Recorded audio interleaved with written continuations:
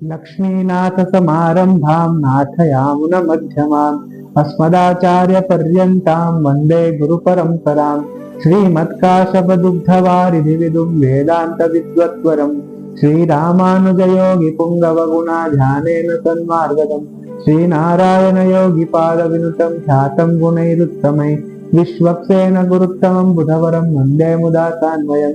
ಎಲ್ಲ ವೀಕ್ಷಕರಿಗೂ ಪ್ರೀತಿಯ ನಮಸ್ಕಾರಗಳು, ದೀಪಾವಳಿ ಹಬ್ಬದ ಶುಭಾಶಯಗಳು. ವೀಕ್ಷಕರೇ, ಹಿಂದಿನ ವಿಡಿಯೋಗಳಲ್ಲಿ 3 ದಿನದ ಹಬ್ಬವನ್ನು ನಾವು ಮಾತಾಡಿದ್ದೀವಿ. ಇವತ್ತಿನ ವಿಡಿಯೋದಲ್ಲಿ 4ನೇ ದಿನ ಹಾಗೂ 5ನೇ ದಿನದ ಹಬ್ಬದ ಬಗ್ಗೆ ಚರ್ಚಿಸುತ್ತೇವೆ. 4ನೇ ದಿನ ಬಲಿಪಾಡ್ಯಮಿ. ಇಂದಿನ ದಿನ ಕಾರ್ತಿಕ ಮಾಸದ ಪ್ರಾರಂಭ. ಕಾರ್ತಿಕ ಮಾಸದ ಶುಕ್ಲ ಪಕ್ಷದ ಪ್ರತಿಪದ ಪಾಡ್ಯದ ದಿನ ನಾವು ಬಲಿಪಾಡ್ಯಮಿಯನ್ನು ಆಚರಿಸುತ್ತೇವೆ. ಬಲಿಪಾಡ್ಯಮಿಯ ಹಿನ್ನೆಲೆ ಏನು? ಪ್ರತೀತಿ ಏನೆಂದರೆ, ಬಲಿಚಕ್ರವರ್ತಿಯು ತನ್ನ ರಾಜ್ಯಕ್ಕೆ ಹಿಂದಿರುಗಿ ತನ್ನ ಪ್ರಜೆ ಸುಖದಿಂದ ಇದೆಯೋ ಇಲ್ಲೋ ಅಂತ ನೋಡುತ್ತಾನೆ. ಅದು ಒಂದು ಪ್ರತೀತಿ. ಹಾಗೆ ಸುಮಾರು ಕಡೆ ಈ ಪ್ರತಿ ಪಾಡ್ಯದ ದಿನವೇ ಲಕ್ಷ್ಮೀ ಪೂಜೆ ಮಾಡುವ ಚಲನೆಯೂ ಇದೆ. ಇದು ದಕ್ಷಿಣ ಭಾರತದ ಪ್ರದೇಶದಲ್ಲಿ. ಇನ್ನು ನಾವು ಪಶ್ಚಿಮ ಭಾರತದ ಕಡೆಗೆ ಹೊರಟ್ರೆ, ಗುಜರಾತಿನಲ್ಲಿ ವಿಕ್ರಮ್ ಸಂವತ್ತಿನ ಪ್ರಾರಂಭ. ಅವರಿಗೆ ನಮ್ಗೆ ಹೇಗೆ ಉಗಾದಿ ಹಬ್ಬದಿಂದ ಹೊಸ ವರ್ಷ ಶುರುವಾಗುತ್ತದೆಯೋ, ಗುಜರಾತಿಗಳಿಗೆ ಕಾರ್ತಿಕ ಮಾಸದ ಪಾಡ್ಯದಿಂದ ಹೊಸ ವರ್ಷದ ಪ್ರಾರಂಭ. ಅದು ವಿಕ್ರಮ ಸಂವತ್ತದ ಪ್ರಾರಂಭ. ಇನ್ನು ನಾವು ಉತ್ತರ ಭಾರತದ ಪ್ರದೇಶಕ್ಕೆ ಹೊರಟರೆ, ಅಲ್ಲಿ ಅನ್ನಕೂಟ ಹಾಗೂ ಗೋವರ್ಧನ ಪೂಜೆಯ ಪ್ರತೀತಿ. ನಮ್ಮೆಲ್ಲರಿಗೂ ಗೊತ್ತಿರೋ ಪ್ರಕಾರ, ಕೃಷ್ಣ ವೃಂದಾವನದಲ್ಲಿ ಲೀಲೆ ಮಾಡುವಾಗ ಇಂದ್ರನ ಪೂಜೆ ಮಾಡುವ ಸಂದರ್ಭ ಬರುತ್ತದೆ. ಆಗ ಅದನ್ನು ತಡೆದು ಕೃಷ್ಣ ಇಂದ್ರನ ಪೂಜೆ ಮಾಡೋ ಅವಶ್ಯಕತೆ ಇಲ್ಲ, ಅದರ ಬದಲಾಗಿ ನಾವು ಶ್ರೀ ಗಿರಿರಾಜನಾದ ಗೋವರ್ಧನ ಪರ್ವತದ ಪೂಜೆಯನ್ನು ಮಾಡಬೇಕು ಎಂದು ಒಂದು ಹೊಸ ಚಾಲನೆಯನ್ನು ಮಾಡುತ್ತಾನೆ.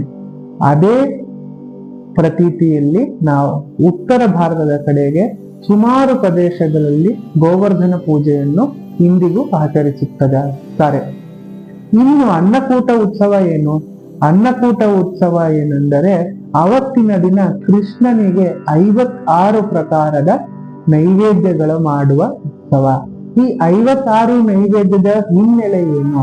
ಕೃಷ್ಣ ಈ ಇಂದ್ರನ ಪೂಜೆ ತಡೆದು ಗೋವರ್ಧನ ಪೂಜೆ ಮಾಡಲು ಶುರು ಮಾಡಿದಾಗ ಇಂದ್ರ ಕೋಪಿಸಿ ಇಡೀ ವೃಂದಾವನವನ್ನೇ, ಇಡೀ ಗೋಕುಲವನ್ನೇ, ಇಡೀ ಬ್ರಜಕ್ಷೇತ್ರವನ್ನೇ ನಾನು ಮುಳುಗಿಸಿಬಿಡುತ್ತೇನೆ ಅಂತ ಧಾರಾಕಾರದ ಮಳೆಯನ್ನು ಸುರಿಸಿದಾಗ, ನಮ್ಮೆಲ್ಲರಿಗೂ ಗೊತ್ತಿರೋ ಹಾಗೆ ಕೃಷ್ಣ ಗೋವರ್ಧನ ಪರ್ವತವನ್ನು ಎತ್ತಿ ನಿಲ್ಲುತ್ತಾನೆ. ಅದರ ಕೆಳಗಡೆ ಎಲ್ಲಾ ಜನರು ಆಶ್ರಿತನಾಗುತ್ತಾರೆ.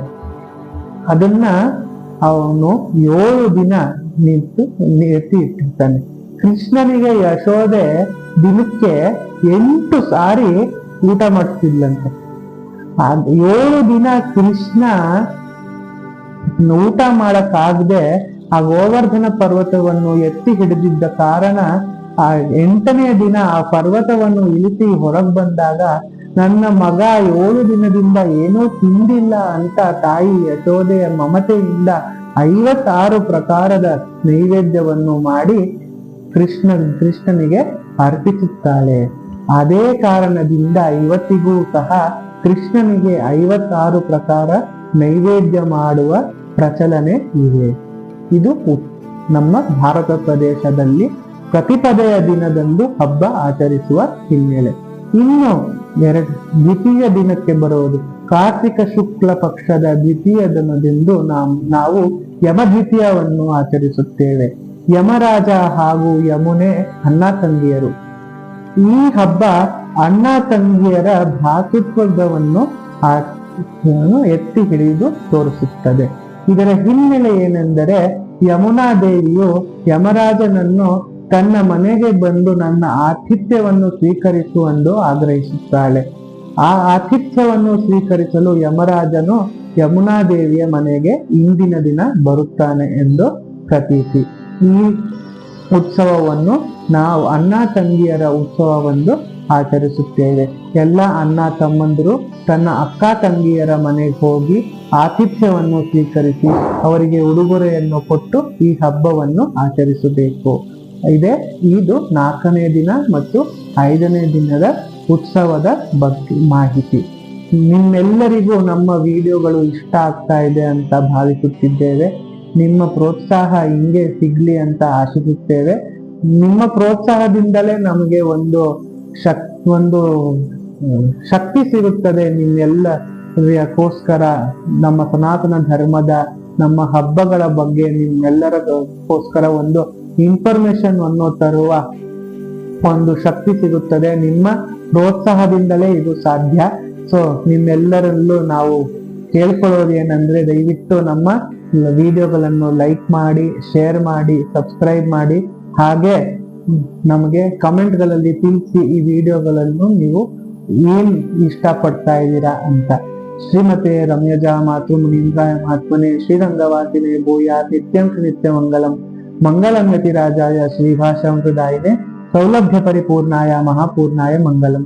ಧನ್ಯವಾದಗಳು.